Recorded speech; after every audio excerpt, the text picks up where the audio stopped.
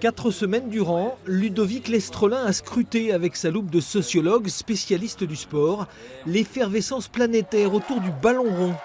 Et à la fin, les Bleus l'ont emporté. Vive la France donc, mais quelle valeur accorder à ce cri aussi soudain que bruyant? La Coupe du monde de football est un temps justement d'expression de la fierté nationale.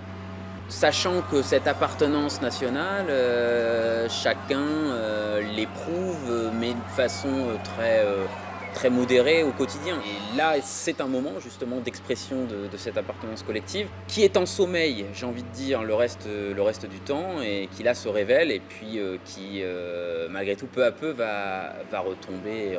Voilà, ça va durer peut-être le temps d'un été. La réplique de 1998, c'était il y a une génération. Que restera-t-il alors de 2018? Il en restera une mémoire.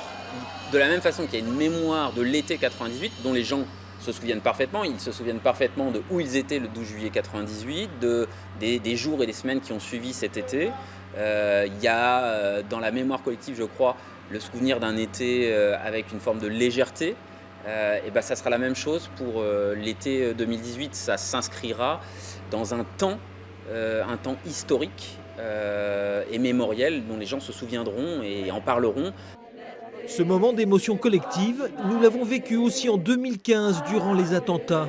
L'euphorie d'aujourd'hui, le désespoir d'alors, de l'ombre à la lumière.